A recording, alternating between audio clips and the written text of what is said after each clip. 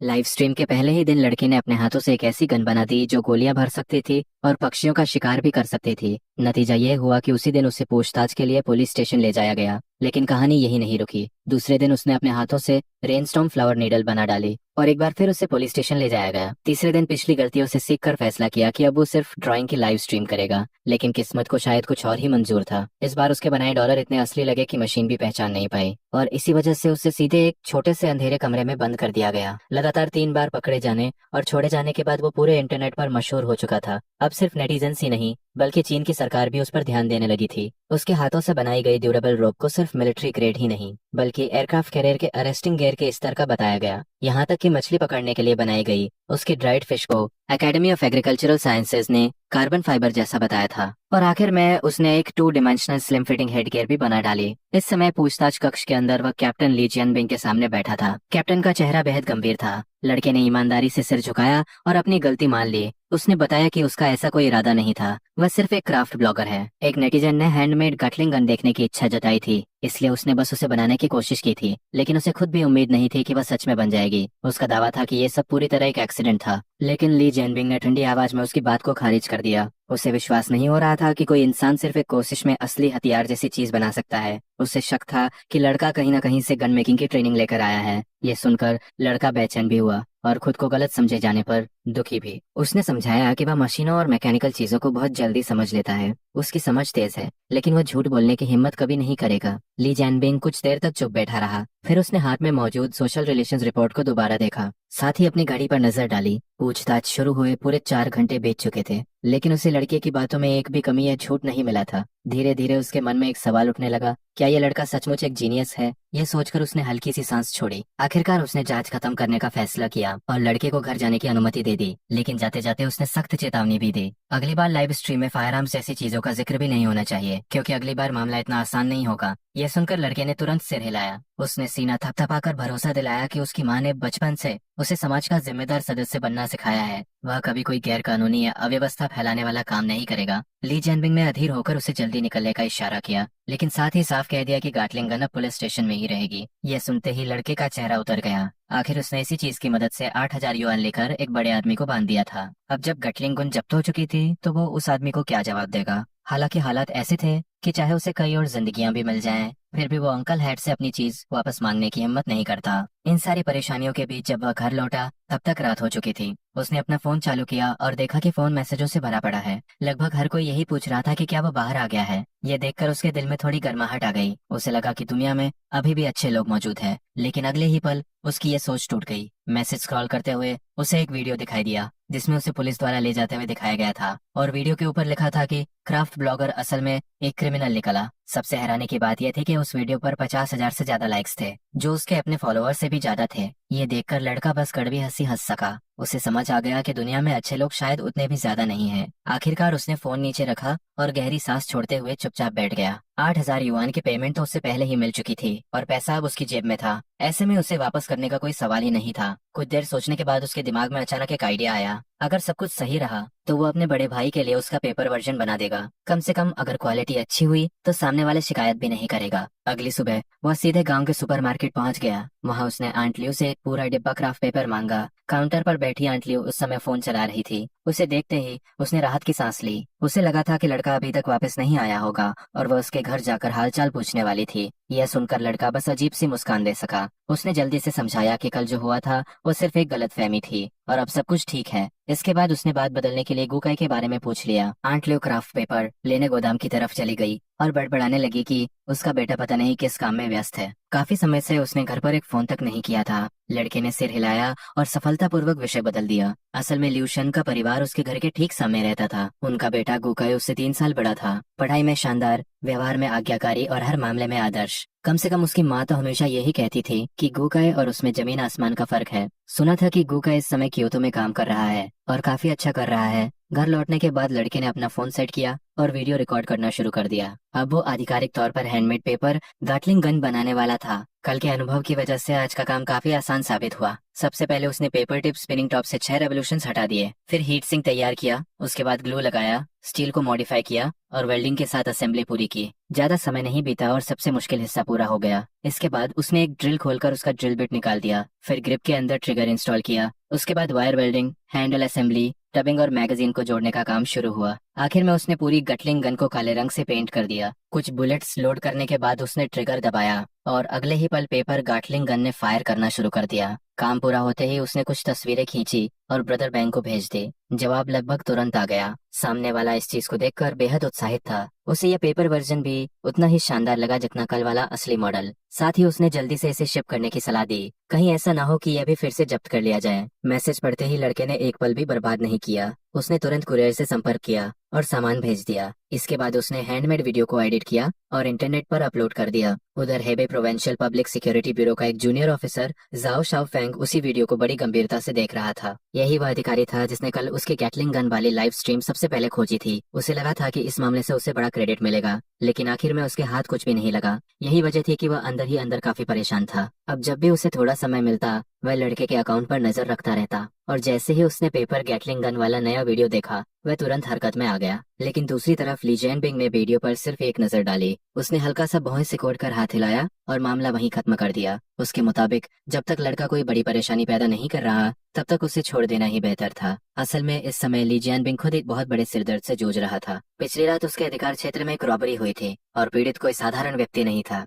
वह aviation academy का researcher था जो एयरक्राफ्ट कैरियर रेस्टिंग गियर के डेवलपमेंट पर काम कर रहा था। मामले की गंभीरता को देखते हुए ऊपर से एक स्पेशल टास्क फोर्स भी भेज दी गई थी। स्थिति इतनी खराब थी कि अगर एक हफ्ते के भीतर अपराधी नहीं पकड़ा गया तो ली जैन-बिंग का पूरा करियर खत्म हो सकता था। ऐसे समय में उसके पास एक क्राफ्ट ब्लॉगर के पेपर गाटलिंग गन पर ध्यान देने का बिल्कुल समय नहीं था। देखते ही देखते शाम हो गई। आज वीडियो की ट्रैफिक काफी अच्छी रही थी। इसी वजह से लड़के ने एक बार फिर लाइव स्ट्रीम शुरू करने का फैसला किया। हालांकि उसे कल कैप्टन निक की चेतावनी अच्छी तरह याद थी। लाइव शुरू होते ही उसने सावधानी से दर्शकों का स्वागत किया और मुस्कुराते हुए अपनी बात शुरू की। बेबीज, लाइव स्ट्रीम शुरू होते ही लड़के ने कल की घटना का जिक्र किया। उसने बताया कि कल उसने अपने हाथों से एक गैटलिंग गन बनाई थी, लेकिन अब संबंधित विभाग उसे ऐसी चीजें बनाने की अनुमति नहीं दे रहे थे। इसलिए आज वह सबके लिए रेनस्टॉर्म पेयर ब्लॉसम नीडल बनाने वाला था। बस इतना सुनना था कि पूरा लाइव स्ट्रीम रूम फट पड़ा। चैट लगातार तेजी से स्क्रॉल होने लगी। कुछ लोगों को यकीन ही नहीं हो रहा था। उनके मुताबिक ये तो सिर्फ नॉवेल्स में मिलने वाली चीज थी। दूसरी तरफ कुछ दर्शक उसे मजाक समझ रहे थे, लेकिन उसके पुराने फैंस पूरी तरह उसके पक्ष में खड़े थे। उनका मानना था कि जो आदमी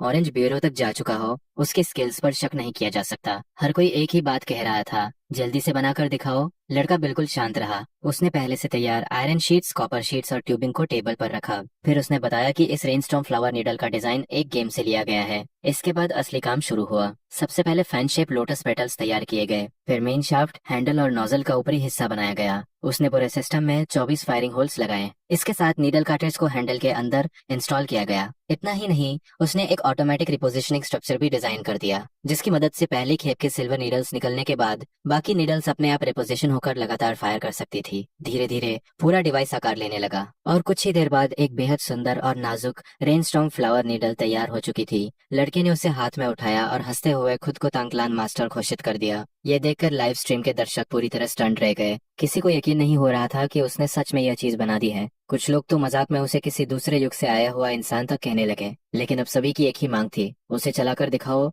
लड़के ने तुरंत एक शानदार पोज बनाया। वैसे भी वह खुद यही करने वाला था। ये कहते हुए वह रेनस्टॉर्म पेयर ब्लॉसम नीडल लेकर आंगन में पहुंच गया। उसने करीब 10 मीटर दूर एक लकड़ी का बोर्ड रखा, फिर बेहद स्टाइलिश अंदाज में डिवाइस का मैकेनिज्म दबा दिया। अगले ही पल 24 नीडल्स हवा को चीरती हुई निकली और सीधा जाकर लकड़ी के बोर्ड में धंस गई। पूरा लाइव स्ट्रीम रूम चीखों और हैरानी से भर गया। अब किसी को भी ये मजाक नहीं लग रहा था। दर्शक लगातार उसकी तारीफ कर रहे थे। कुछ तो उसे अपना गुरु तक मानने लगे। उधर गिफ्ट्स की एनिमेशन स्क्रीन पर लगातार फूटने लगी। लड़का खुशी से कान तक मुस्कुरा रहा था। वह दर्शकों को धन्यवाद दे ही रहा था कि तभी अचानक तेज दस्तक सुनाई दी। ठक ठक ठक आवाज लगातार बढ़ती जा रही थी। परेशान होकर वह दरवाजे की तरफ बढ़ा। उसे लगा कोई जरूरत से ज्यादा जोर से दरवाजा पीट रहा है, लेकिन जैसे ही उसने दरवाजा खोला 2 टोपी पहने अधिकारी अंदर घुस आए। बिना कुछ कहे उन्होंने उसे सीधे दीवार से दबा दिया। लड़का पूरी तरह घबरा गया। उसी समय उसने मुड़कर देखा। सामने जाओ शाफंग खड़ा था। उसका चेहरा बेहद गंभीर था उसने गुस्से में पूछा कि आखिर लड़का सीखता क्यों नहीं। कल ही चेतावनी दी गई थी और आज वो फिर वैसी ही हरकत कर रहा था।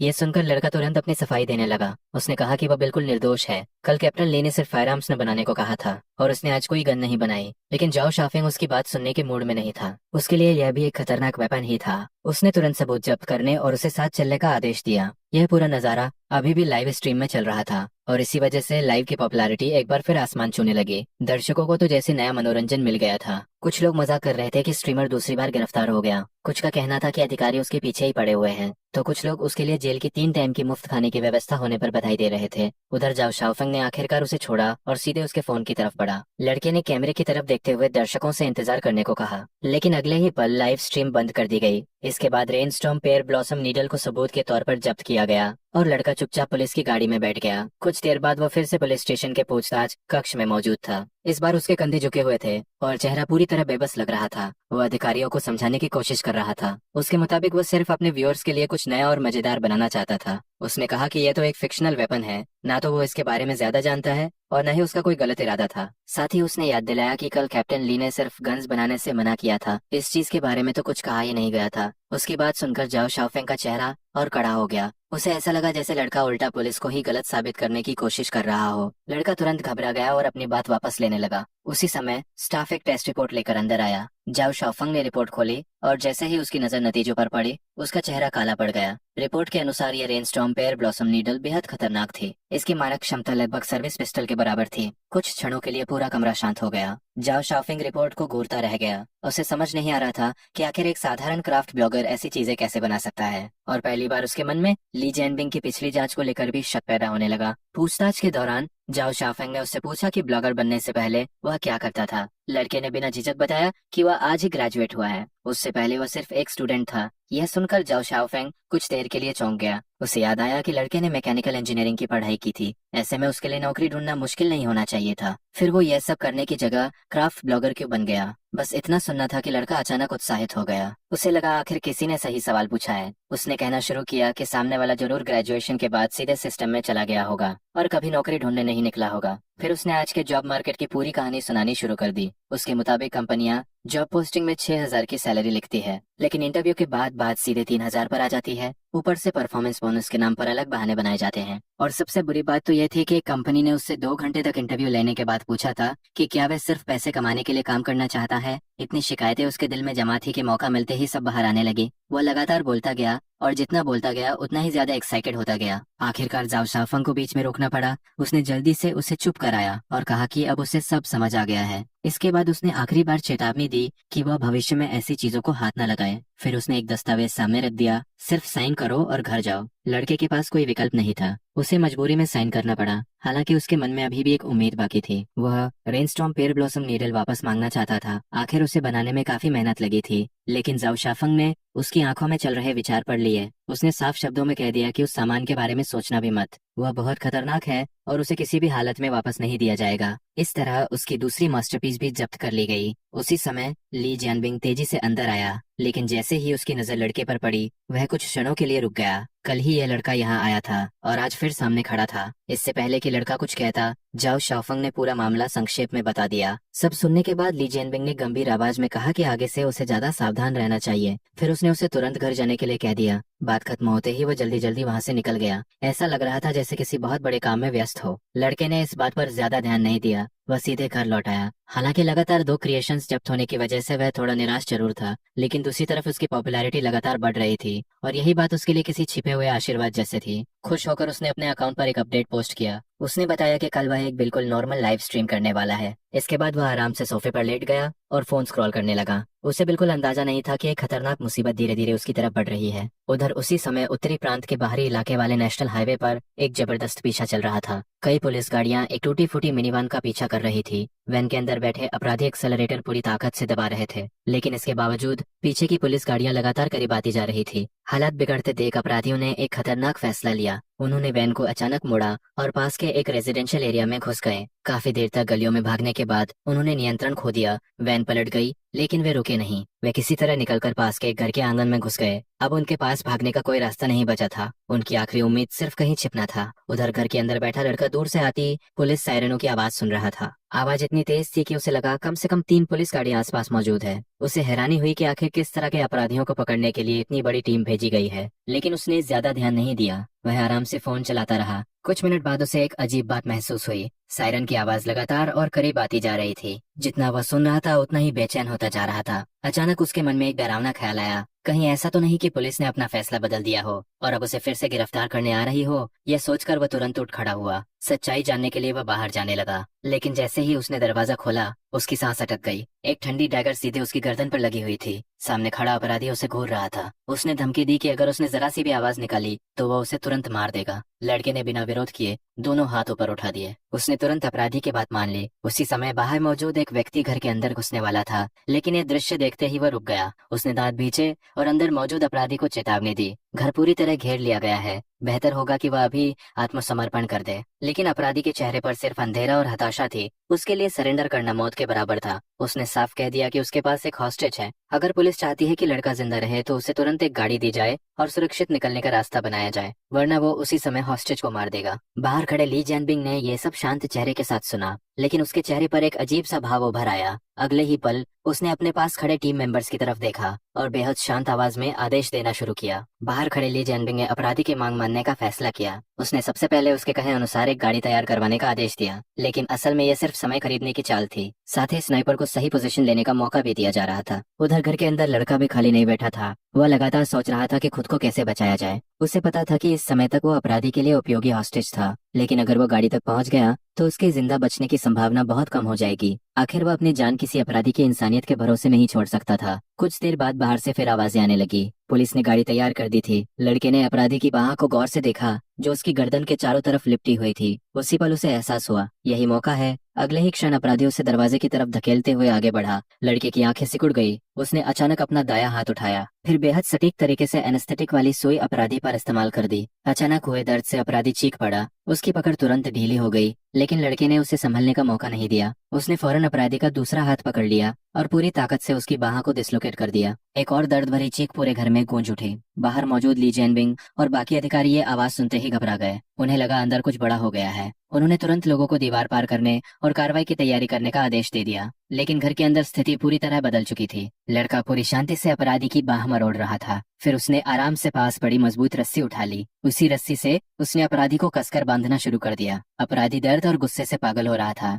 वो लगातार लड़के को गालियां दे रहा था। उसे लग रहा था कि सामने वाला बिल्कुल नियमों के खिलाफ लड़ रहा है, लेकिन लड़के ने भी तुरंत जवाब दे दिया। उसके मुताबिक जो इंसान किसी को अगवा कर सकता है उसे शर्म और नियमों की बात करने का कोई हक नहीं है। उसकी बात खत्म होते ही 7-8 अधिकारी एक साथ दीवार फांदकर अंदर कूद पड़े। उनकी बंदूकें सीधे अपराधी की तरफ तनी हुई थी, लेकिन अगले ही पल सभी रुक गए, क्योंकि जिस अपराधी को रोकने के लिए वे जान जोखिम में डालकर अंदर घुसे थे वो पहले से ही जमीन पर बंधा पड़ा था। उसकी हालत किसी कीड़े की तरह हो चुकी थी। सभी अधिकारी एक दूसरे का चेहरा देखने लगे। उन्हें समझ ही नहीं आया कि आखिर यहाँ हुआ क्या था। उसी समय ली जैनबिंग ने भी दरवाजा लात मारकर खोल दिया और अंदर आ गया। लड़के ने मुस्कुराते हुए उसकी तरफ देखा, फिर मजाकिया अंदाज में कहा कि लगता है दोनों की मुलाकात फिर से हो गई। ली जैनबिंग ने पहले राहत की सांस ली, फिर उसने जमीन पर पड़े अपराधी को देखा और फिर लड़के की तरफ देखा। उसके चेहरे पर साफ हैरानी थी। उसे विश्वास नहीं हो रहा था कि लड़के ने अकेले ही पूरे हालात पलट दिए थे। उसने पूछा कि आखिर ये सब हुआ कैसे? आखिर अपराधी पहले से बंधा हुआ क्यों पड़ा है? उसने सच में उम्मीद नहीं की थी कि लड़के में ऐसी क्षमता भी होगी। इसके बाद अधिकारियों ने अपराधी को उठाया।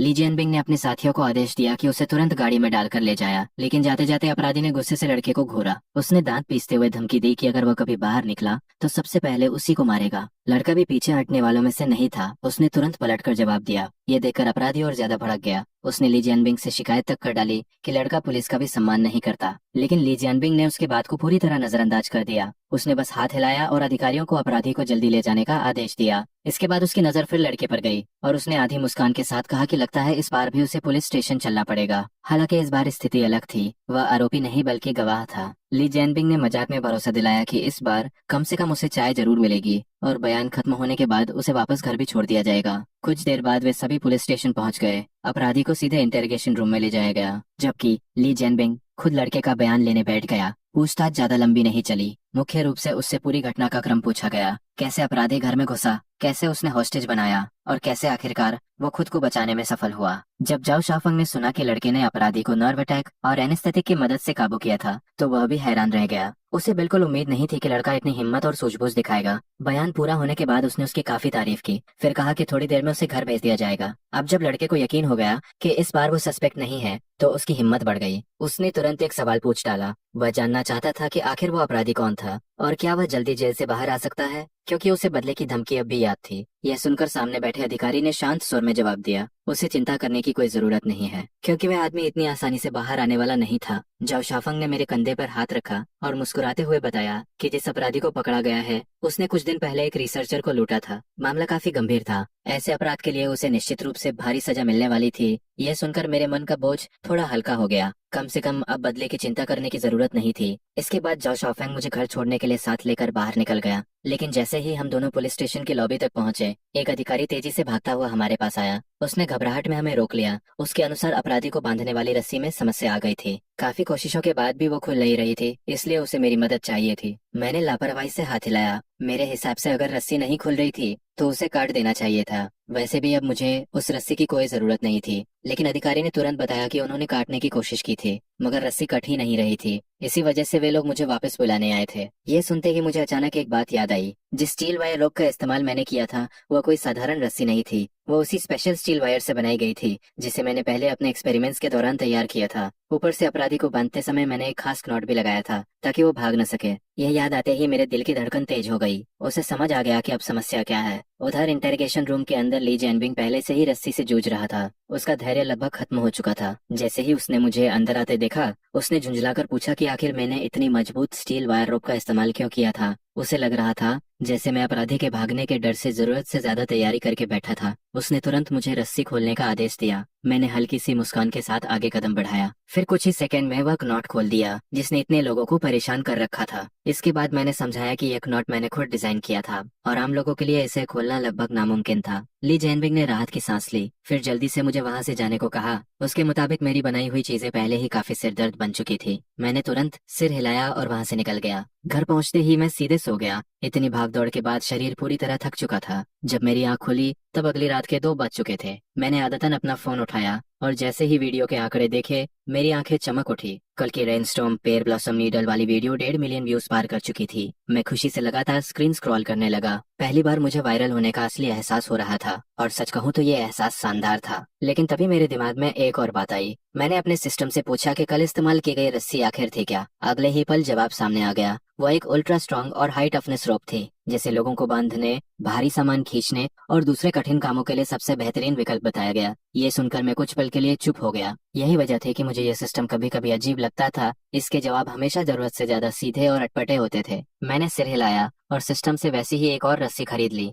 इस बार मैंने उसे ध्यान से जांचना शुरू किया। करीब से देखने पर पता चला कि उसकी मटेरियल कॉम्पोजिशन और वीविंग प्रोसेस दोनों ही बेहद खास थे। असल में मैंने पहले ऐसी काफी रस्सियां खरीद कर रखी हुई थी। मेरा इरादा उनका इस्तेमाल सामान ढोने के लिए करने का था, लेकिन बाद में वे बस दरवाजे पर पड़ी धूल खाती रही। अब जब मुझे पता चला कि कल पुलिस वाले उसे चाकू से भी नहीं काट पाए थे तो मेरा नजरिया पूरी तरह बदल गया। शायद ये चीज सच में काफी मूल्यवान थी। मैंने फैसला किया कि रात को समय मिलने पर इसकी ठीक से रिसर्च करूंगा। ये सोचकर मैंने अपना फोन सेट किया और लाइव स्ट्रीम की तैयारी शुरू कर दी। इतना अच्छा ट्रैफिक मिल रहा था, उसे यूं ही बर्बाद करना बेवकूफी होती। जैसा उसने सोचा था ठीक वैसा ही हुआ। जैसे ही लाइव शुरू हुई व्यूअर्स की संख्या कल के मुकाबले लगभग दोगुनी हो गई। चैट सेक्शन तुरंत मजाक और कमेंट से भर गया। कुछ लोग उसे तंकलान लीडर कहकर बुला रहे थे, कुछ पूछ रहे थे कि आज कौन सी नई क्रिएशन बनने वाली है, तो कुछ मजाक में पहले से ही पुलिस बुलाने की सलाह दे रहे थे। दर्शकों की बातें पढ़कर लड़के ने हल्की सी मुस्कान दी, फिर उसने नाक खुजाते हुए सबको जवाब दिया। उसने याद दिलाया कि पिछले कुछ दिनों में जो चीजें बनाई गई थी वे जरूरत से ज्यादा खतरनाक साबित हुई थी और अंकल हैट ने उसे विशेष रूप से सावधान रहने की चेतावनी दी थी। इसलिए अब वो एक जिम्मेदार नागरिक की तरह व्यवहार करने वाला था।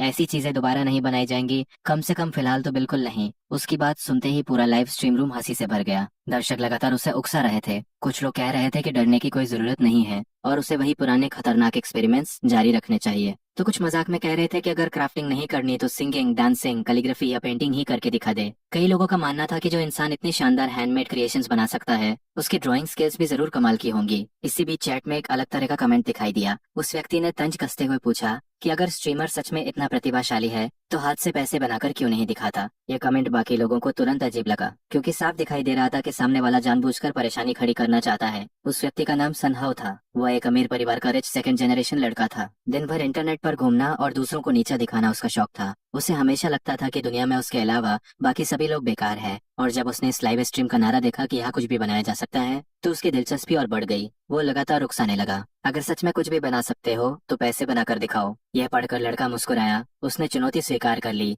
फिर उसने पूछा कि अगर वह सफल हो गया तो क्या मिलेगा। सुनहाव ने तुरंत जवाब दिया, अगर वह बना पाया तो उसे 2 स्पेसशिप्स रिवॉर्ड के रूप में दिए जाएंगे, लेकिन अगर वह असफल हुआ तो उसे अपना साइन बोर्ड हटाकर सार्वजनिक रूप से मानना होगा कि उसकी स्किल्स उतनी खास नहीं है। लड़के ने बिना हिचक ये शर्त मान ली। ये देखकर लाइव स्ट्रीम के दर्शक परेशान हो गए। कई लोगों ने उसे समझाने की कोशिश की। उनके अनुसार सनहाव इंटरनेट का मशहूर ट्रबल मेकर था। वह कई स्ट्रीमर्स को इसी तरह फंसा चुका था, लेकिन लड़के ने किसी की बात पर ध्यान नहीं दिया। वह चुपचाप कमरे के कोने में गया और कुछ पेंट निकाल लाया। फिर उसने अपनी जेब से 100 युआन का नोट निकाला और उसे सामने रखकर ड्राइंग शुरू कर दी। उसका ध्यान पूरी तरह काम पर केंद्रित था। वह साइज, कलर और टेक्सचर तक को बारीकी से नाप रहा था। जहाँ जरूरत पड़ती वहाँ मैग्नीफाइंग ग्लास का भी इस्तेमाल कर रहा था। धीरे धीरे उसके ब्रश के नीचे नोट का आकार उभरने लगा और ये देखकर दर्शक हैरान रह गए। कमेंट सेक्शन में लगातार तारीफें आने लगी। किसी को यकीन नहीं हो रहा था कि वह इतना रियलिस्टिक आर्टवर्क बना सकता है। लड़का बिना रुके काम करता रहा। वह सावधानी से रंग भरता गया, हर डिटेल को असली जैसा बनाने की कोशिश कर रहा था। कुछ ही देर में उसके सामने एक ऐसा बैंक नोट तैयार हो गया जो देखने में लगभग असली जैसा लग रहा था। थोड़ी देर सोचने के बाद उसने दोबारा कागज और ब्रश उठाया। दर्शकों को लगा कि शायद अब वह नोट का पिछला हिस्सा बनाने वाला है, लेकिन कुछ देर बाद सबको एहसास हुआ कि वह किसी और करेंसी पर काम कर रहा था। वह यूएस डॉलर बना रहा था। यह देखकर चैट में सवालों की बाढ़ आ गई। लोग जानना चाहते थे कि उसने स्थानीय करेंसी की जगह डॉलर क्यों चुना। इस पर लड़के ने हंसते हुए सफाई दी। उसके अनुसार अगर वह स्थानीय करेंसी पूरी तरह तैयार कर देता तो अंकल हैट उसे फिर से चाय पीने के लिए बुला लेते, इसलिए उसने सुरक्षित रास्ता चुना था। इसके बाद वह फिर अपने काम में डूब गया, कलर मैचिंग, टेक्सचर और एंटी काउंटरफिटिंग डिटेल्स तक। पर उसका पूरा ध्यान था, असल में वह यही रुकना चाहता था, लेकिन उसे पता था कि सनहाव छोटी से छोटी गलती पकड़ने की कोशिश करेगा। इसीलिए उसने एक्स्ट्रा मेहनत करने का फैसला किया। उसने फोटोक्रोमिक इंक तक का इस्तेमाल किया और आखिर में पोर्ट्रेट एंटी काउंटरफिटिंग लेबल भी जोड़ दिया। अब उसका काम पहले से भी ज्यादा वास्तविक दिखने लगा था। यह देखकर लाइव स्ट्रीम के दर्शक पूरी तरह स्टन रह गए। कुछ लोगों को लगने लगा कि उसके पास जरूर कोई छिपी हुई पहचान है, वरना कोई सामान्य इंसान इतनी परफेक्शन के साथ ये सब नहीं कर सकता। लेकिन लड़का अपने काम में इतना खो चुका था कि उसे चैट पढ़ने तक का समय नहीं मिला। 2 घंटे से भी ज्यादा समय बीत गया और आखिरकार उसकी मास्टरपीस पूरी हो गई। स्क्रीन पर लगातार 666 और अमेजिंग जैसे कमेंट्स आने लगे। हर कोई उसकी ड्राइंग स्किल्स की तारीफ कर रहा था। कई लोगों का कहना था कि यह बैंक नोटें असली और नकली में फर्क करना लगभग नामुमकिन बना रहा है। कुछ दर्शक मजाक में उसे साइड बिजनेस शुरू करने की सलाह भी देने लगे। इसी बीच लोगों को अचानक सनहाव की याद आई। अब सभी उसे बाहर आने और अपनी हार स्वीकार करने के लिए कह रहे थे। उधर सनहाव स्थिति समझ चुका था। लाइव स्ट्रीम का माहौल पूरी तरह लड़के के पक्ष में जा चुका था। अब अगर वह चुप रहता तो सीधी हार मानी जाती। इसलिए उसने एक नया बहाना ढूंढ निकाला। उसने कहा कि सिर्फ रियलिस्टिक ड्राइंग बना लेने से कुछ साबित नहीं होता। अगर ये बैंक नोटें सच में किसी डिटेक्टर को धोखा दे सके तभी उसे सफलता माना जाएगा। यह सुनकर दर्शक फिर बहस करने लगे। कुछ लोगों को लगा कि सनहाव बस बहाने बना रहा है, लेकिन कुछ लोग सच में ये एक्सपेरिमेंट देखना चाहते थे। उन्हें जानना था कि आखिर ये मास्टरपीस कितनी वास्तविक है। कमेंट सेक्शन पूरी तरह 2 हिस्सों में बंट गया। किसी को डर था कि अगर नोट बहुत ज्यादा असली निकला तो लड़का खुद मुसीबत में पड़ सकता है, लेकिन साथ ही लगभग हर कोई परिणाम देखने के लिए उत्साहित भी था।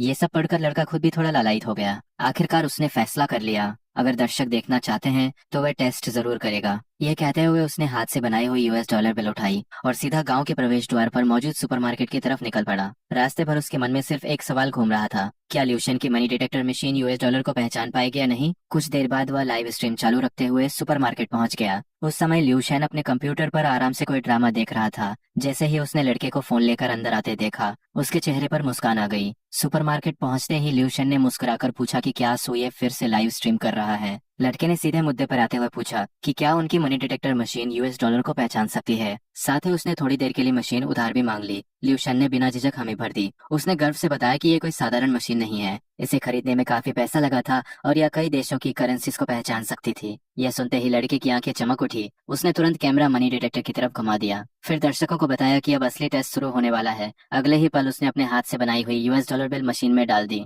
पूरा लाइव स्ट्रीम रूम सांस रोककर स्क्रीन देख रहा था। सबको उम्मीद थी कि मशीन तुरंत वार्निंग देगी, लेकिन अगले ही पल जो हुआ उसने सभी को स्टंट कर दिया। नोट बिना किसी रुकावट की मशीन से निकल गया। न कोई अलार्म बजा, न कोई एरर आया, न ही किसी तरह की वार्निंग दिखाई दी। पूरा प्रोसेस इतना स्मूथ था जैसे मशीन ने उसे असली नोट मान लिया हो। कुछ सेकंड के लिए पूरा लाइव स्ट्रीम रूम शांत हो गया। दर्शक तो हैरान थे ही, लेकिन सबसे ज्यादा शॉक्ड खुद लड़का था। उसे अपनी आंखों पर विश्वास नहीं हो रहा था। उसने तुरंत नोट उठाया और दोबारा मशीन में डाला। फिर तीसरी बार, फिर चौथी बार, लेकिन हर बार वही नतीजा सामने आया। नोट आराम से डिटेक्टर से गुजर जाता। ये देखकर ल्यू शेन भी उलझन में पड़ गया। उसे समझ नहीं आ रहा था कि लड़का एक ही नोट को बार बार क्यों चेक कर रहा है। उसने पूछा कि आखिर इस नोट में ऐसी क्या बात है, लेकिन लड़का अब भी विश्वास नहीं कर पा रहा था। उसने आखिरी बार फिर टेस्ट किया और इस बार भी मशीन ने कोई समस्या नहीं दिखाई। अब वो सचमुच घबरा गया। उसने तुरंत पूछ लिया कि कहीं मशीन खराब तो नहीं है। ये सुनते ही ल्यू शेन थोड़ा नाराज हो गया। उसने साफ कहा कि यह ब्रांडेड मशीन है, कुछ ही महीने पहले खरीदी गई है, इसमें खराबी होने का सवाल ही नहीं उठता। यह जवाब सुनकर लड़के का चेहरा उतर गया। उसे लगने लगा कि अब वो बड़ी मुसीबत में फंस चुका है। उधर लाइव स्ट्रीम के दर्शक पूरी तरह स्तब्ध थे। अगर उन्होंने ड्राइंग को शुरू से बनते हुए अपनी आंखों से ना देखा होता तो शायद कोई भी यकीन नहीं करता। कई लोगों को लग रहा था कि उसने कहीं से असली नोट बदल दिया है, लेकिन कैमरे के सामने पूरा प्रोसेस रिकॉर्ड हुआ था, इसलिए ऐसा होना असंभव था। चैट में लगातार एक ही बात दोहराई जा रही थी, स्ट्रीमर ने इस बार हद कर दी है। लड़का खुद भी समझ नहीं पा रहा था कि आखिर ये सब कैसे हो गया। वह भी कोई सफाई सोच ही रहा था कि अचानक लाइव स्ट्रीम बंद हो गई। स्क्रीन एकदम काली हो गई। उसका अकाउंट जबरदस्ती ऑफलाइन कर दिया गया था। लाइव स्ट्रीम वहीं खत्म हो गई। ल्यू शेन और आंट ल्यू अभी भी पूरी स्थिति को समझने की कोशिश कर रहे थे। जब उन्हें पता चला कि नोट सच में लड़के ने अपने हाथों से बनाया है तो दोनों हैरान रह गए। आंट ल्यू की आंखों में तो गर्व साफ दिखाई दे रहा था। उसे लग रहा था कि लड़के के पास असाधारण पेंटिंग टैलेंट है। उसके अनुसार अगर वह इसी दिशा में आगे बढ़े तो भविष्य में एक महान आर्टिस्ट बन सकता है। लेकिन लड़के के चेहरे पर कोई खुशी नहीं थी। वह बस भारी कदमों से सुपरमार्केट से बाहर निकल आया और जैसे ही बाहर पहुंचा एक परिचित आवाज सुनाई दी। जाओ शाओफंग गुस्से में उसका इंतजार कर रहा था।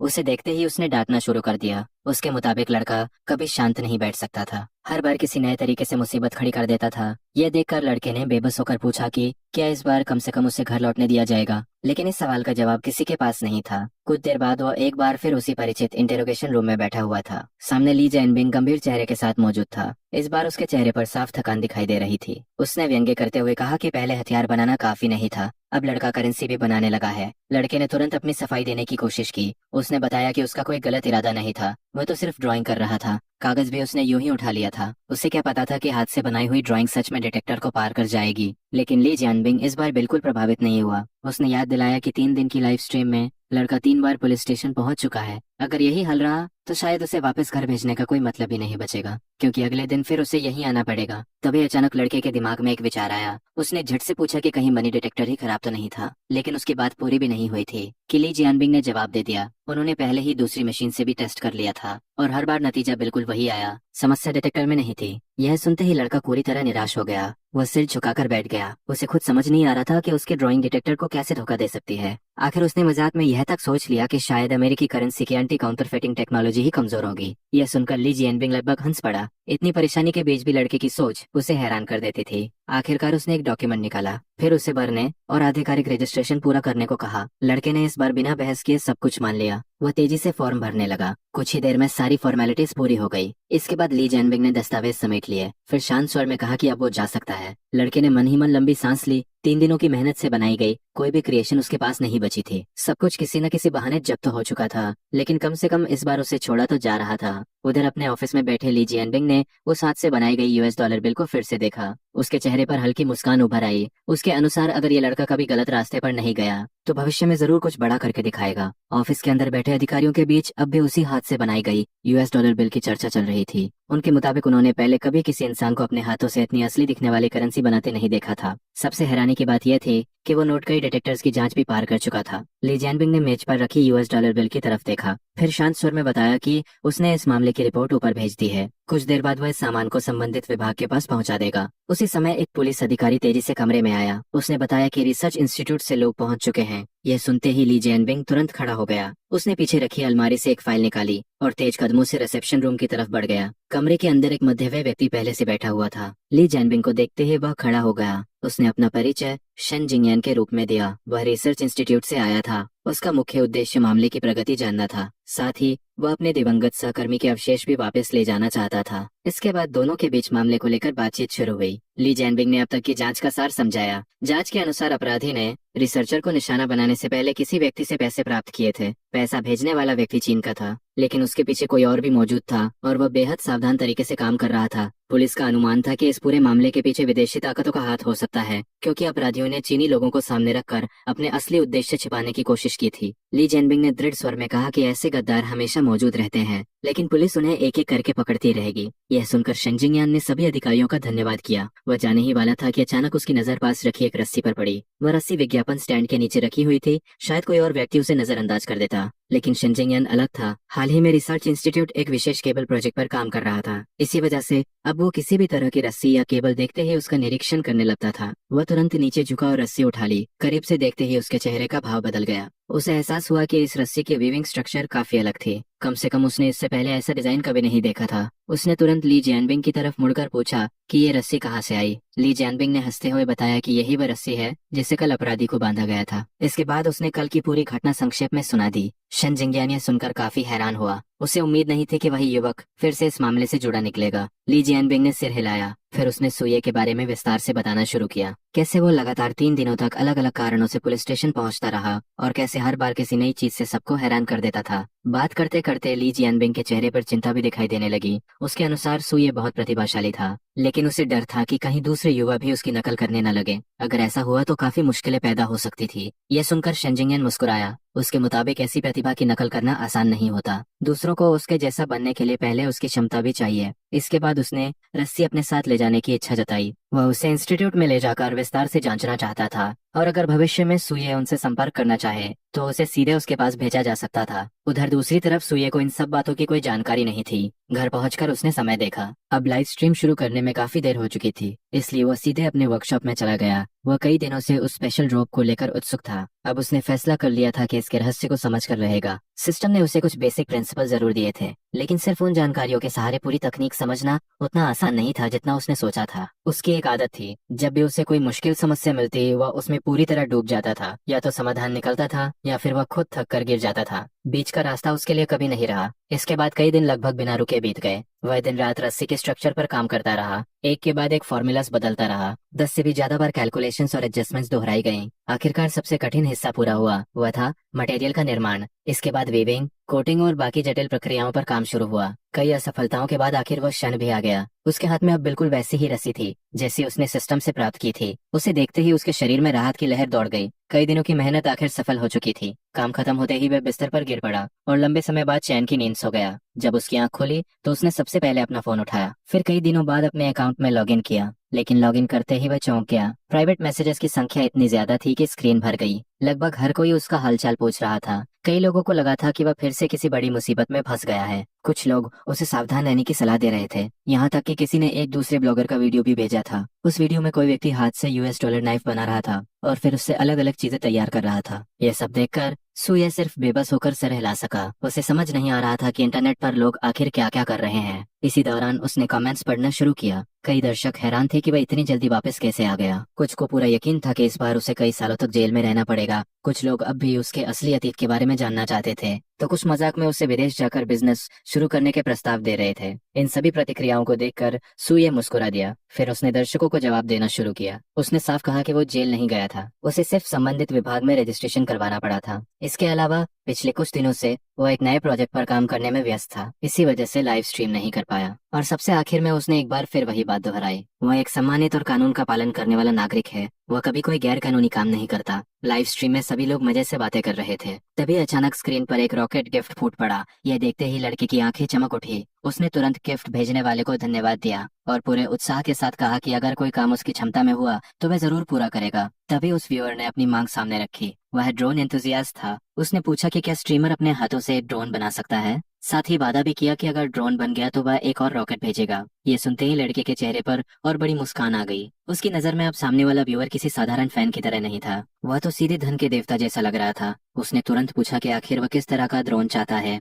व्यूअर ने बताया कि उसने चैट में लोगों को हैंडमेड ड्रोन की बात करते देखा था, इसलिए वह भी यही चीज देखना चाहता था। उसकी शर्त बेहद आसान थी, बस ड्रोन उड़ना चाहिए, बाकी सब स्वीकार था। लड़के ने बिना देर किए भरोसा दिलाया कि वो उसे निराश नहीं करेगा। असल में उसने पहले भी ड्रोन्स के बारे में सोचा था और उसके पास पहले से एक खास डिजाइन मौजूद था। उसने वादा किया कि वो एक छोटा, पोर्टेबल और आसानी से ऑपरेट होने वाला ड्रोन बनाएगा। ये कहकर वह तुरंत फोन नीचे रखकर वर्कशॉप की तरफ दौड़ पड़ा। वहां पहुंचते ही उसने ब्लूप्रिंट्स वाला ड्रॉयर खोला, फिर उसमें से एक खास डिजाइन निकाला। यह एक बायोनिक ड्रोन का ब्लूप्रिंट था। असल में सिस्टम से जुड़ने के शुरुआती दिनों में उसे यह डिजाइन मिला था। सरल शब्दों में कहे तो यह एक बर्ड लाइक एयरक्राफ्ट था, लेकिन उस समय उसे यह आइडिया ज्यादा दिलचस्प नहीं लगा था। इसलिए उसने ड्रोन के लिए एक इंफ्रारेड मॉड्यूल तैयार कर लिया था ताकि उसमें कुछ अतिरिक्त फंक्शनैलिटी जोड़ी जा सके। हालांकि दूसरे प्रोजेक्ट्स में व्यस्त होने की वजह से वो कभी पूरा ड्रोन नहीं बना पाया। अब आखिरकार वह समय आ चुका था। वह ब्लूप्रिंट लेकर कैमरे के सामने वापस आया। फिर उसने दर्शकों को बताया कि आज का प्रोजेक्ट एक बायोमिमेटिक ड्रोन होगा। उसके अनुसार यह ड्रोन दिखने में बिल्कुल एक पक्षी जैसा होगा, लेकिन उसके अंदर ड्रोन की सभी जरूरी कैपेबिलिटीज मौजूद रहेंगी। इतना ही नहीं, उसने दावा किया कि उसने इसमें कई अपग्रेड्स भी जोड़ दिए हैं, जिनमें रिकॉनेसेंस, अटैक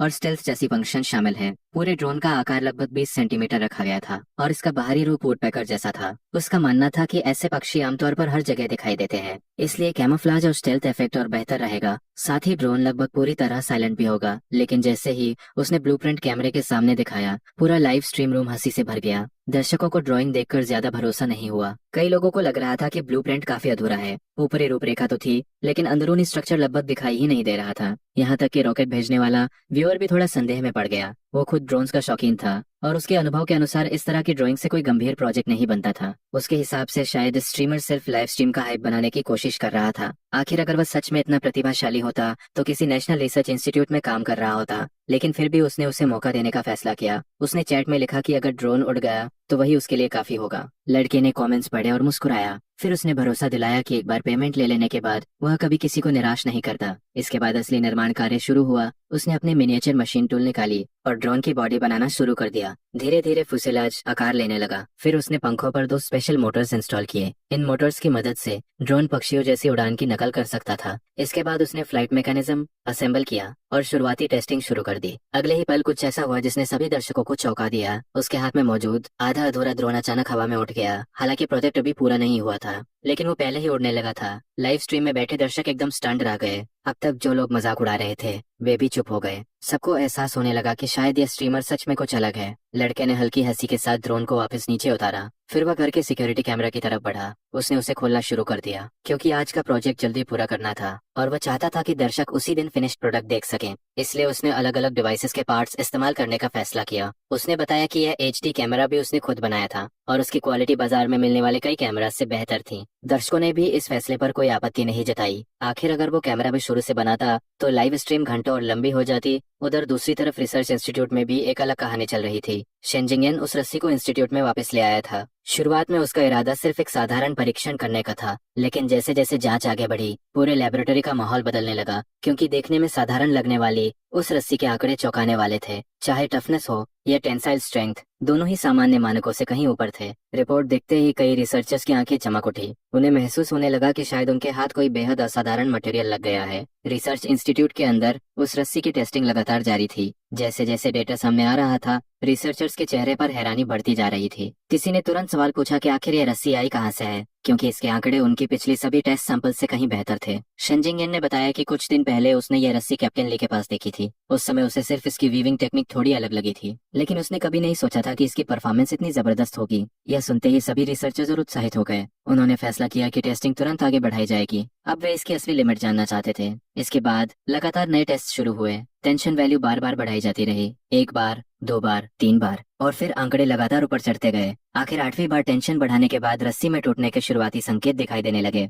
लेकिन तब तक उसके रिजल्ट्स पूरे लेबोरेटरी को हिला चुके थे। कई रिसर्चर्स की आंखों में उत्साह साफ दिखाई दे रहा था। कुछ लोग तो भावुक होकर लगभग रो पड़े, क्योंकि इतने लंबे समय बाद उन्हें आखिरकार उम्मीद की किरण दिखाई दी थी। उनके मुताबिक aircraft carrier arresting cable project में अब सचमुच सफलता की संभावना पैदा हो गई थी। इस रस्सी का ओवरऑल परफॉर्मेंस उस डाटा के बेहद करीब था जिसकी उन्हें जरूरत थी। अगर इसकी मोटाई थोड़ी और बढ़ा दी जाए तो शायद यह उनकी सभी आवश्यकताओं को पूरा कर सकती थी। यह खबर इंस्टीट्यूट के लिए किसी चमत्कार से कम नहीं थी, क्योंकि पिछले काफी समय से पूरा रिसर्च इंस्टीट्यूट भारी दबाव में जी रहा था। एयरक्राफ्ट कैरियर बनने के बाद अरेस्टिंग गियर पूरे संस्थान की सबसे बड़ी समस्या बन चुका था। अनगिनत प्रयासों और वर्षों की मेहनत के बावजूद सफलता हाथ नहीं लग रही थी, और जब आखिरकार जिम्मेदार रिसर्चर को ब्रेक थ्रू मिला तो इम्प्लीमेंटेशन से पहले ही उसकी हत्या कर दी गई। उस घटना के बाद पूरे इंस्टीट्यूट के अंदर दबी हुई निराशा फैल गई थी, लेकिन अब अचानक सब कुछ बदलता हुआ दिखाई दे रहा था। शुरुआती उत्साह शांत होने के बाद सभी रिसर्चर्स की नजर डायरेक्टर पर गई। उनके मन में सिर्फ एक सवाल था, क्या कैप्टन ली से सुये की कांटेक्ट इन्फॉर्मेशन ली जा सकती है? आखिर ऐसी रस्सी कोई साधारण व्यक्ति नहीं बना सकता था।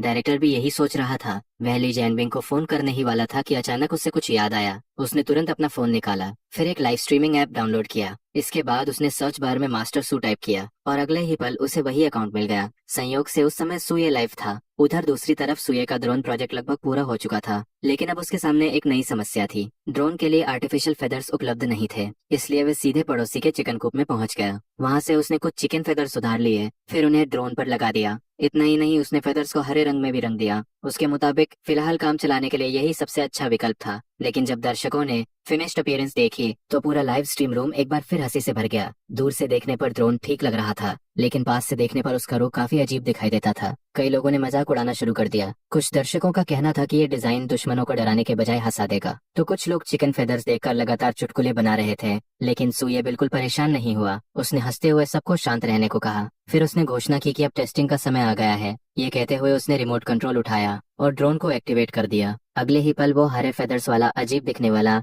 ड्रोन धीरे धीरे अपने पंख फड़फड़ाने लगा, फिर जमीन से उठा और कैमरे के सामने उड़ने लगा। उसने हवा में पूरा 360 डिग्री रोटेशन भी किया। ये देखकर दर्शक तुरंत चुप हो गए, क्योंकि चाहे उसका अपीयरेंस जैसा भी हो, लेकिन ड्रोन सचमुच उड़ रहा था। उड़ान के दौरान सुये लगातार उसकी विशेषताएं समझाता रहा। उसके अनुसार इस ड्रोन में और भी कई फंक्शंस जोड़े जा सकते थे। यहाँ तक कि उसने मजाक में कहा कि अगर इसके अंदर मिनिएचर बॉम्ब्स लगा दिए जाएं, तो युद्ध के समय इसे दुश्मन के कैंप में भेजना काफी दिलचस्प होगा। यह सुनते ही चैट में फिर से हंसी छिड़ गई। कई लोगों ने मजाक किया कि लगता है सुये को बाहर की आजादी पसंद नहीं आ रही और वह फिर से पुलिस स्टेशन लौटना चाहता है। लेकिन इसी दौरान कुछ दर्शकों ने एक बेहद अजीब बात नोटिस की। ड्रोन उड़ रहा था, लेकिन उसकी आवाज लगभग सुनाई ही नहीं दे रही थी। कमेंट सेक्शन में तुरंत इस पर चर्चा शुरू हो गई। कई लोगों ने स्वीकार किया कि उन्हें वास्तव में कोई खास आवाज सुनाई नहीं दे रही। कुछ लोगों को लगा कि शायद ड्रोन कैमरे से दूर है, इसलिए आवाज नहीं आ रही। लेकिन कुछ दर्शकों को शक होने लगा कि शायद सुया सच बोल रहा था। जब उसने कमेंट्स देखे तो उसके चेहरे पर गर्व भरी मुस्कान आ गई। उसने तुरंत सबको बताया कि वह मजाक नहीं कर रहा था। ड्रोन सचमुच लगभग साइलेंट मोड में काम करता है। इतना ही नहीं, उसने इसके अंदर एक बर्ड सिमुलेटर भी लगाया था, जिसकी मदद से ड्रोन पक्षियों की आदतों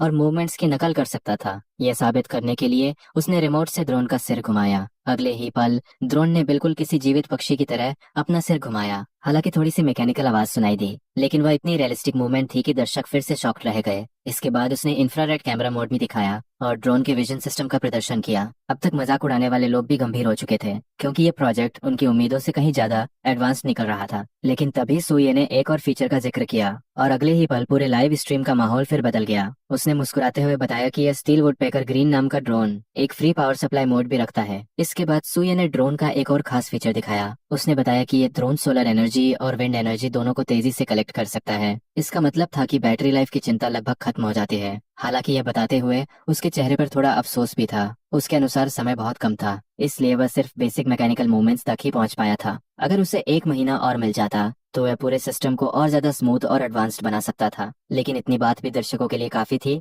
पूरा लाइव स्ट्रीम रूम पूरी तरह मंत्रमुग्ध हो चुका था। सबको महसूस हो रहा था कि वे किसी साधारण हैंडमेड प्रोजेक्ट को नहीं देख रहे। उनकी आंखों के सामने कुछ असाधारण बन चुका था। उधर रॉकेट ब्रदर तो इतना प्रभावित हुआ कि उसने लगातार 10 रॉकेट्स भेज दिए। उसके हिसाब से अगर ये ड्रोन सच में उसके हाथ लग गया तो ड्रोन कम्युनिटी में तहलका मच सकता था। लेकिन सिर्फ दर्शक ही शॉक नहीं थे। रिसर्च इंस्टीट्यूट में बैठा शेनजिंगन भी पूरी तरह स्तब्ध था। साइलेंट ऑपरेशन, इकोलॉजिकल सिमुलेशन और लगभग अनलिमिटेड बैटरी लाइफ, इनमें से हर एक फीचर अपने आप में बड़ी उपलब्धि थी। लेकिन एक युवा लड़के ने उन्हें इतनी आसानी से एक छोटे से ड्रोन में जोड़ दिया था। उसका दिल तेजी से धड़कने लगा। शुरुआत में वो सिर्फ रोग का सोर्स जानना चाहता था, लेकिन अब उसके सामने तस्वीर पूरी तरह बदल चुकी थी। अब उसे यकीन हो गया था कि सुये कोई साधारण इंसान नहीं है। वह किसी भी कीमत पर उससे व्यक्तिगत रूप से मिलना चाहता था। उधर सुये का लाइव स्ट्रीम भी समाप्ति की ओर बढ़ रहा था। उसने ड्रोन वापस उतारा, फिर दर्शकों का धन्यवाद किया और सफलतापूर्वक ब्रॉडकास्ट समाप्त कर दी। यह शायद उसके स्ट्रीमिंग करियर की पहली लाइव स्ट्रीम थी जो बिना किसी पुलिस इंटरोगेशन के खत्म हुई थी। इस बात से वो खुद भी काफी खुश था। उसने तुरंत आज की लाइव स्ट्रीम की रिकॉर्डिंग एडिट की और वीडियो इंटरनेट पर अपलोड कर दी। सब कुछ खत्म होने के बाद वह फोन रखने ही वाला था कि अचानक एक रिकमेंडेशन नोटिफिकेशन दिखाई दी। जिज्ञासा में उसने उसे खोल लिया, लेकिन अगले ही पल वह दंग रह गया। उसकी वीडियो विदेशों में रिपोस्ट हो चुकी थी और वहाँ भी तेजी से वायरल हो रही थी। शुरुआत में ये देखकर उसे खुशी हुई, लेकिन कमेंट्स पढ़ते ही उसका चेहरा बदल गया। कई विदेशी व्यूअर्स उसकी वीडियो को गलत तरीके से समझ रहे थे। कुछ लोगों ने तो उसे वायलेंस प्रमोट करने वाला तक बता दिया था। यहाँ तक कि कई अमेरिकन उसे अमेरिका छोड़ने की सलाह दे रहे थे। यह पढ़कर सूये को गुस्से के साथ हंसी भी आ गई। आखिर वह अमेरिका में था ही नहीं तो वहाँ से निकले कैसे। उसने बेबस होकर सिर हिलाया, फिर अकाउंट बंद किया और फोन रख दिया। उसका मन थोड़ा फ्रेश होने का था, इसलिए वह टहलने के लिए घर से बाहर निकल गया। लेकिन जैसे ही उसने दरवाजे के बाहर कदम रखा, वो अचानक रुक गया। गांव की सड़क पूरी तरह बदल चुकी थी। जहां पहले सामान्य रास्ता था, वहां अब एक छोटी फूड स्ट्रीट बन चुकी थी। एक दो नहीं बल्कि दर्जन भर स्टॉल सड़क के दोनों तरफ लगी हुई थी। सूर्य कुछ पल तक वहीं खड़ा रह गया। उसे अपनी आंखों पर यकीन नहीं हो रहा था। आखिर ये गांव का बाहरी इलाका था, यहाँ अचानक फूड स्ट्रीट कैसे बन गई। उसने सोचा कि शायद गांव के पास मौजूद हिस्टोरिकल साइट अचानक लोकप्रिय हो गई हो, लेकिन फिर उसे याद आया कि सरकार बरसों से उस जगह का प्रचार कर रही थी और तब भी कुछ खास नहीं हुआ था। आखिरकार उसने ज्यादा सोचने के बजाय खाना खाने का फैसला किया। कम से कम अब उसे टेक अवे ऑर्डर नहीं करना पड़ेगा।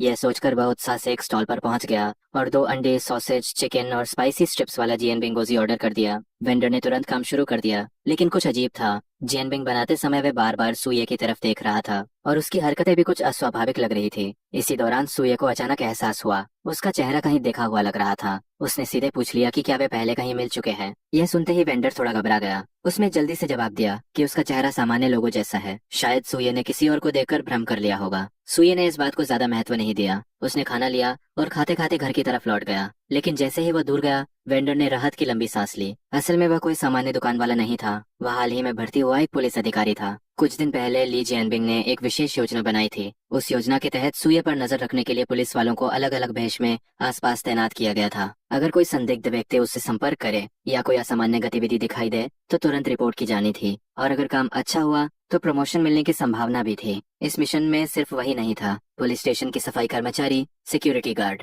यहाँ तक कि पड़ोसी स्टेशन के ट्रेनीज तक को यहाँ भेजा गया था। पूरा इलाका लगभग एक गुप्त निगरानी क्षेत्र बन चुका था, जबकि दूसरी तरफ दुनिया के एक अलग कोने में मध्य पूर्व के एक संगठन का माहौल बेहद तनावपूर्ण था। उनके नेता हसन गुस्से में थे। स्थिति लगातार खराब होती जा रही थी और अगर जल्दी कोई समाधान नहीं निकला तो उन्हें आत्मसमर्पण तक करना पड़ सकता था। इसी तनाव के बीच एक जूनियर ऑफिसर तेजी से कमरे में घुसा। उसके चेहरे पर उत्साह साफ दिखाई दे रहा था। उसने दावा किया कि उसे हथियारों की समस्या का समाधान मिल गया है। यह सुनते ही हसन और वाइस जनरल करीम दोनों चौकन्ने हो गए। उन्होंने तुरंत पूछा कि आखिर तरीका क्या है। अधिकारी ने बिना कुछ कहे अपना फोन आगे बढ़ा दिया। फिर उसने एक वीडियो चला दी। वीडियो में एक चीनी युवक दिखाई दे रहा था। अधिकारी के अनुसार वह व्यक्ति बेहद विस्तार से चीजें बनाना सिखा रहा था और उसकी विधियां इतनी सरल थी कि उन्हें स्थानीय स्तर पर दोहराया जा सकता था। इतना सुनते ही कमरे का माहौल पूरी तरह बदल गया। सभी की नजरें फोन की स्क्रीन पर टिक गईं। उधर मध्य पूर्व में बैठे उन लोगों ने सूये की वीडियो को उम्मीद से भी ज्यादा गंभीरता से लिया। उन्होंने उसके बनाए डिजाइन को ध्यान से देखा, फिर उनमें कुछ बदलाव किए, और हैरानी की बात यह थी कि सिर्फ 2 दिनों के अंदर उन्होंने दर्जनों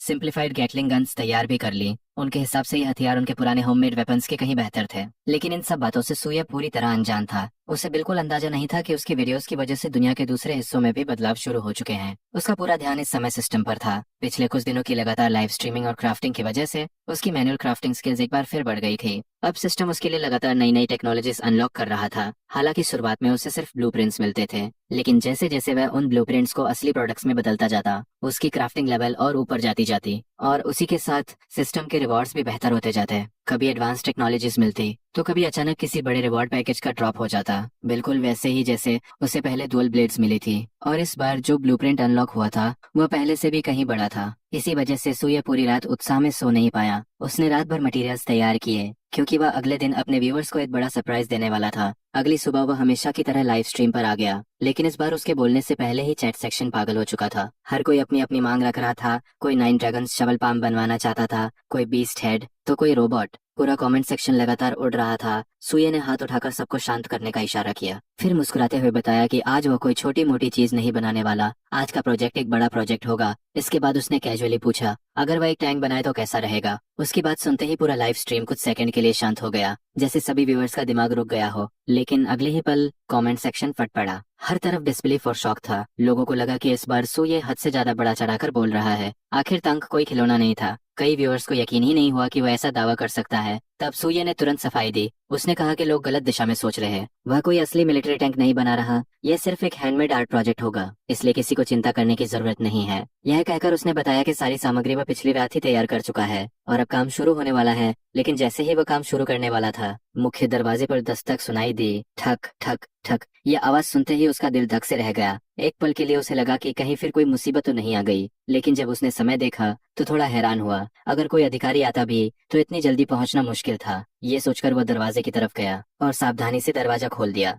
दरवाजे के बाहर 3 लोग खड़े थे। उनमें एक व्यक्ति मिलिट्री यूनिफॉर्म में था, दूसरा साधारण कपड़ों में एक मिडिल एज्ड आदमी था और उनके साथ एक परिचित चेहरा भी मौजूद था। उधर लाइव स्ट्रीम में व्यूअर्स ये दृश्य देखते ही उत्साहित हो गए। कुछ लोगों को लगा कि पुलिस फिर से सुये को पकड़ने आ गई है। कुछ लोग टैंक वाली बात को इसका कारण मान रहे थे और कुछ तो पहले ही मान चुके थे कि स्ट्रीमर की किस्मत में इंटेरोगेशन रूम लिखा हुआ है। वहीं सुये खुद भी घबराया हुआ था। 2 बार पुलिस स्टेशन का चक्कर लगाने के बाद अब उसे हर अधिकारी संदिग्ध लगने लगा था। उसने गला साफ किया और सावधानी से पूछा कि वे लोग किससे मिलना चाहते हैं। तभी सामने खड़े मिडिल एज व्यक्ति ने जल्दी से अपना परिचय दिया। उसका नाम शेनजिंग यान था और वह ड्रैगन किंगडम रिसर्च इंस्टीट्यूट का डिप्यूटी डायरेक्टर था। साथ खड़ा मिलिट्री ऑफिसर लू जंग नाम का व्यक्ति था जो उसे यहाँ तक एस्कॉर्ट करके लाया था। इसके बाद शेनजिंग यान ने विनम्रता से पूछा कि क्या वे अंदर आकर बात कर सकते हैं। सुये ने तुरंत उन्हें अंदर आने का निमंत्रण दिया। तीनों लोग आंगन में पहुंच गए, लेकिन शेनजिंग यान की नजर तुरंत उन फोन्स पर गई जो लाइव स्ट्रीम रिकॉर्ड कर रहे थे। उसने पूछा कि क्या फिलहाल लाइव स्ट्रीम बंद की जा सकती है। सुये ने बिना किसी सवाल के सिर हिला दिया। वो फोन के पास गया,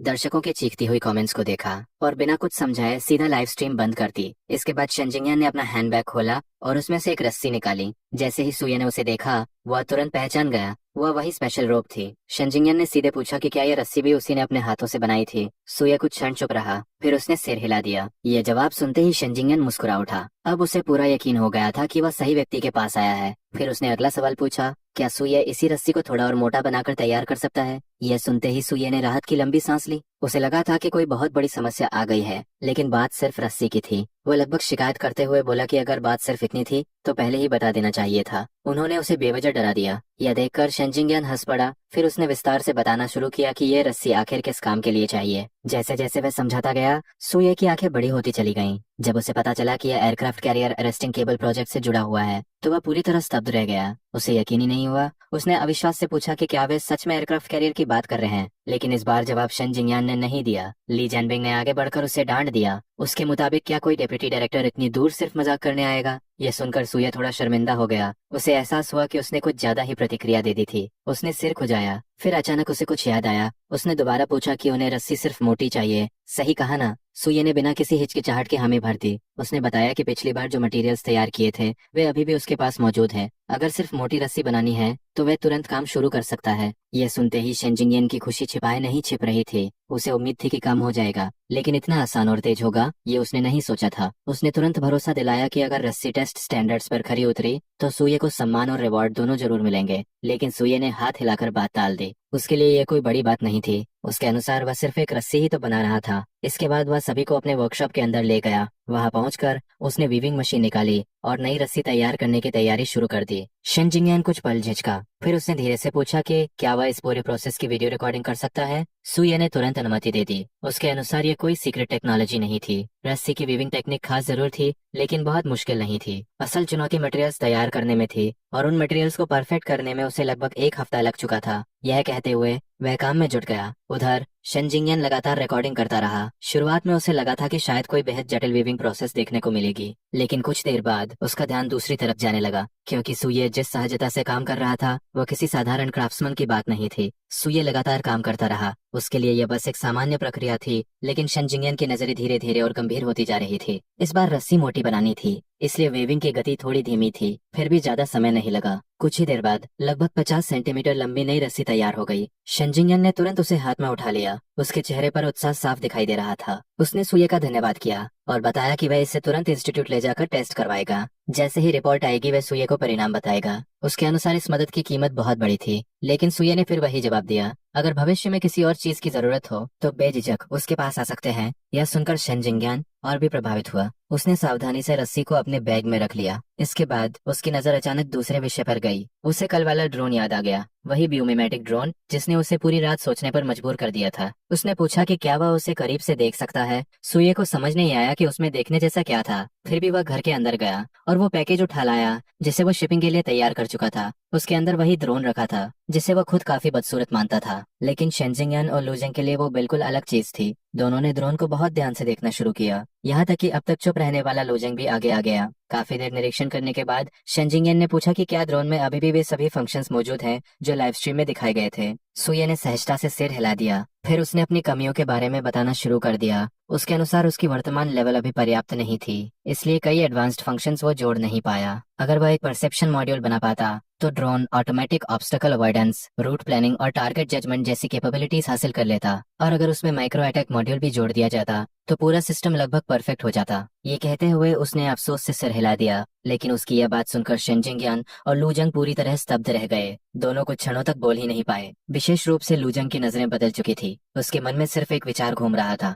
ऐसी प्रतिभा को किसी न किसी तरह मिलिट्री सिस्टम से जोड़ना ही होगा। उधर शेन जिंगयान की नजरें ड्रोन पर टिकी हुई थी। वह उसकी अपीयरेंस नहीं देख रहा था, बल्कि उसके अंदर छिपी टेक्नोलॉजी देख रहा था। उसके लिए ड्रोन का बाहरी रूप महत्वहीन था, असल खजाना उसके इंटरनल मॉड्यूल्स थे। Infrared system, wireless endurance mechanism, biomimetic movement structure, इनमें से हर एक टेक्नोलॉजी अपने आप में बेहद मूल्यवान थी। और अगर ऐसा ड्रोन कभी बैटलफील्ड में इस्तेमाल हुआ तो पूरी लड़ाई का तरीका बदल सकता था। उसी समय सूर्य के दिमाग में भी एक विचार आया, अगर बैटलफील्ड में इस्तेमाल की बात हो रही है तो सबसे पहले ये ड्रोन उसके ग्राहक तक पहुंचना चाहिए। आखिर उसने इसे रॉकेट ब्रदर के लिए कस्टम मेड तैयार किया था, इसलिए उसने तुरंत कहा कि ये ड्रोन पहले ही किसी को देने का वादा किया जा चुका है, इसे कहीं और नहीं दिया जा सकता। ये सुनकर शेन जिंगयान आगे बढ़ा। उसने समझाने की कोशिश की कि ड्रोन की कीमत कुछ रॉकेट से कहीं ज्यादा है, लेकिन सूर्य ने सिर हिलाकर मना कर दिया। उसके लिए वादा सबसे महत्वपूर्ण था। जो चीज किसी को देने का वादा कर दी जाए उसे वो वापस नहीं लेता। फिर अचानक उसे कुछ याद आया, वह मुड़ा और घर के अंदर चला गया। कुछ देर बाद वो एक मोटी फाइल लेकर वापस लौटा। उसने उसे शेन जिंगयान के सामने रख दिया। उसके अनुसार अगर उन्हें ड्रोन में दिलचस्पी है तो वह ब्लूप्रिंट्स ले सकते हैं और खुद अपने ड्रोन बना सकते हैं। यह सुनकर शेन जिंगयान ने फाइल खोली। अंदर डिटेल इंजीनियरिंग ड्राइंग्स भरी हुई थी। सिर्फ ड्रोन ही नहीं, कई दूसरे डिजाइन भी मौजूद थे। वे सभी ऐसे प्रोजेक्ट्स थे जिन्हें सूर्य भविष्य में बनाना चाहता था, लेकिन अभी तक बना नहीं पाया था। जैसे जैसे शेन जिंगयान पेजेस पलटता गया, उसकी सांसें तेज होती चली गई। इन ब्लूप्रिंट्स की कम्प्लेक्सिटी उसकी कल्पना से कहीं ज्यादा थी। विशेष रूप से अपग्रेडेड ड्रोन डिजाइन देखकर तो वह पूरी तरह चौंक गया। उस ब्लूप्रिंट में ट्रेडिशनल प्रोपेलर्स ही नहीं थे, पूरा कॉन्सेप्ट बियोमिमेटिक सिस्टम और विशेष एयरफ्लो स्ट्रक्चर पर आधारित था। इसके सामने अभी वाला ड्रोन सिर्फ एक प्रोटोटाइप जैसा लग रहा था। शेन जिंगयान के हाथ हल्के हल्के कांपने लगे। उसने सिर उठाकर सूर्य की तरफ देखा, फिर पूछा कि क्या ये सभी ब्लूप्रिंट्स उसी ने डिजाइन किए हैं। सूर्य ने सहजता से जवाब दिया कि ये अपग्रेडेड वर्जन्स हैं, लेकिन उसकी वर्तमान परिस्थितियां सीमित हैं। कई मटेरियल्स मार्केट में आसानी से उपलब्ध नहीं है, इसलिए वह इन्हें अभी बना नहीं पाया। अगर किसी बड़े इंस्टीट्यूट के पास रिसोर्सेस हों तो शायद इन्हें जल्दी तैयार किया जा सकता है। यह सुनते ही शेन जिंगयान पूरी तरह गंभीर हो गया। उसने खड़े होकर आधिकारिक अंदाज में सूर्य का धन्यवाद किया। उसने कहा कि इन ब्लूप्रिंट्स का महत्व बेहद बड़ा है और वह रिसर्च इंस्टीट्यूट तथा मिलिट्री की ओर से उसके प्रति आभार व्यक्त करता है। साथ ही उसने आश्वासन दिया कि उसकी इस मदद को कभी मुफ्त नहीं माना जाएगा। इतनी औपचारिक बात सुनकर सूर्य थोड़ा असहज हो गया। उसे इतनी बड़ी प्रतिक्रिया की उम्मीद नहीं थी। उसने बस इतना कहा कि जब कुछ बन जाए तो उसे भी जरूर दिखाया जाए। शेन जिंगयान मुस्कुरा दिया। वह जानता था कि इस समय कोई भी वादा करना सिर्फ शब्द होंगे, लेकिन एक बात उसे पूरी तरह स्पष्ट थी, इतनी बड़ी प्रतिभा को देश कभी नजरअंदाज नहीं करेगा। इसके बाद उसने सभी ब्लूप्रिंट सावधानी से अपने बैग में रख लिए, फिर बताया कि वह तुरंत इंस्टीट्यूट वापस जा रहा है। जैसे ही टेस्ट रिजल्ट्स आएंगे वह सबसे पहले सूर्य को खबर देगा। बात खत्म होते ही वह तेजी से बाहर निकला और सीधे मिलिट्री जीप में बैठ गया। गाड़ी चल पड़ी, लेकिन पूरे रास्ते शेन जिंगयान की नजरें बार बार उन ब्लूप्रिंट्स और नई रस्सी पर जा रही थी। उसका चेहरा पहले से कहीं ज्यादा गंभीर था। आखिरकार उसने लू जिंग की तरफ देखा और सख्त स्वर में आदेश दिया, इंस्टीट्यूट पहुंचते ही सूर्य की सुरक्षा के लिए गुप्त प्रोटेक्शन की व्यवस्था की जाए, जबकि वह खुद तुरंत इस पूरे मामले की रिपोर्ट अपने उच्च अधिकारियों को देने वाला था।